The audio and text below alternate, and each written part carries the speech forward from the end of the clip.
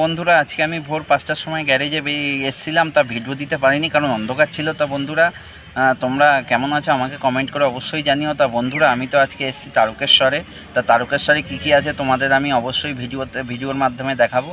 তা বন্ধুরা, তোমরা আমার সাথে থাকো, তাহলে দেখতে থাকো। পার্কিংয়ের পাশে একটা দেবাদিদেবের মহাদেবের নন্দী বাবা আছে, সেটা আমি তোমাদের দেখাচ্ছি। দেখো, নন্দী মহারাজ এখানেই আছেন। বলে না, মহাদেব যেখানে থাকবে সেখানে নন্দী মহারাজ অবশ্যই থাকবেন, বিশ্রাম নিচ্ছে পার্কিংয়ে। চলো বন্ধুরা, তোমরা দেখাচ্ছি তোমাদের। দেখো, নন্দী মহারাজ এখানে বিরাজমান, এই যে বসে বসে দেখো। এরকম নন্দী মহারাজ কিন্তু আমি কোনোদিনও দেখিনি।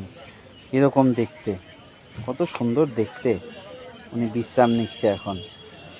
বুঝতে পেরেছেন বন্ধুরা? বেশি কাছে যাবো না, আবার যদি গুটিয়ে দেয় তখন তো খুব খারাপ অবস্থা।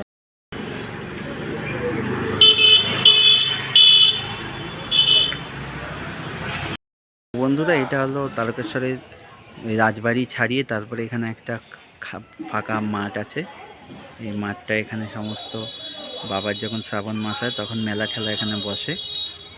এই যে এখানে যারা চুল কাটে বা অন্নপ্রাশনের জন্য এখানে আসে, এই জায়গাটা অন্নপ্রাশন বাচ্চাদের কাজবাজ হয়। তো বন্ধুরা, এটা হলো দুধ পুকুরের রাস্তা, দুধ পুকুরের দিকে যাচ্ছে। এই দেখো বন্ধুরা, রাস্তাটা পার্কিং থেকে বেরিয়ে এসে এই রাস্তাটা হলো দুধ পুকুরের দিকে যাচ্ছে। চলো বন্ধুরা, এখানে দোকান রয়েছে অনেক, দোকানে ঠাকুরের ডালা পাওয়া যায়। দুধ পুকুরের পাশ দিয়ে রাস্তাটা, এখানে অনেক সমস্ত দোকান রয়েছে। দেখো, ঠাকুরের জিনিস পাওয়া যায় এখানে। দুধ পুকুরের রাস্তা দিয়ে হেঁটে হেঁটে যাচ্ছি, তোমাদের তো দেখালাম পাশে কত দোকান আছে।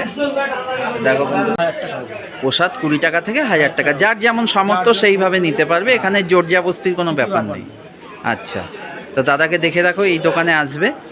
শঙ্কর ভাণ্ডার, আমাদের এখানে বাবা ভোলেনাথের মূর্তিও আছে, শিবলিঙ্গও আছে।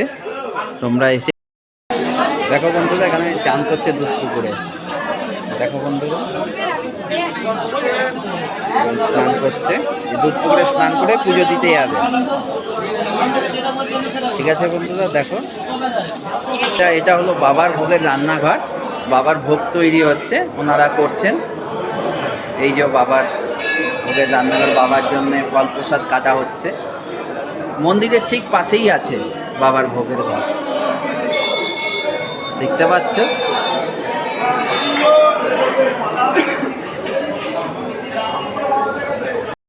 মন্দিরের ভেতরে চলে এসেছি। বাবার এইখানে অনেক বড় জায়গা এখানে, আর এই পাশেই দোকান আছে, আরও দোকান আছে, অনেক দোকান এখানে, প্রচুর দোকান। এই যে আমার পেছনেই বাবার মন্দির। চলো বন্ধুরা, আমার সাথে দেখাচ্ছি তোমাদের। বন্ধুরা, বাবার মন্দির এত উঁচু দেখানো যাচ্ছে না, এটা হলো বাবার মন্দির।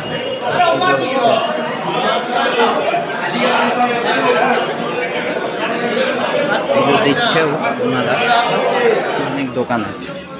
চলো দেখাচ্ছি, প্রচুর দোকান।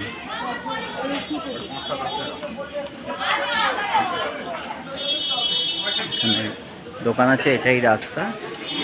এই যে বাবার গেট, এখান থেকে মন্দির থেকে বেরিয়ে এই যে গেট। বন্ধুরা, এখানে আচারের দোকান খুব ফেমাস।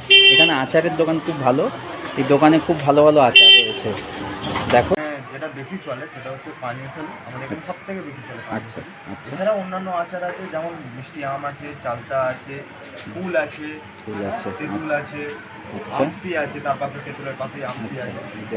এবং নিচের দিকে যদি যান, নিচের দিকে পাবেন কোয়াইট বে, এখানে সিজনাল আচার তৈরি। আচ্ছা, একটু টিফিন করবো, খিদে পেয়ে গেছে বন্ধুরা। সকাল 5টায় বেরিয়েছি তো, প্রচুর খিদে পেয়ে গেছে। চলো বন্ধুরা, এখানে কিন্তু চপ মুড়ি খুব নাম করা এখানে, কারণ তারকেশ্বরের চপ মুড়ি খুব ভালো হয়, খুব ভালো। দোকানের চপ, বড় বড় চপ, এই যে মুড়ি বস্তা ভরা। দেখতেই পেলে আমি তারকেশ্বরের সমস্ত কিছু তোমাদের দেখালাম। তা দেখি এবারে তোমাদের এখানে কিন্তু এই রাজবাড়ির গেট, এটা আমি এখন বাজারের দিকে যাচ্ছি। চলো এখানে দেখাচ্ছি বাজারে কত সস্তা সস্তা সবজি আর ফ্রেশ সবজি পাওয়া যায়।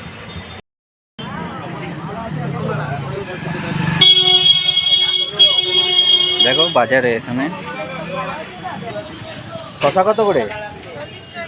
40 টাকা কিলো। আর পটল সবই 40।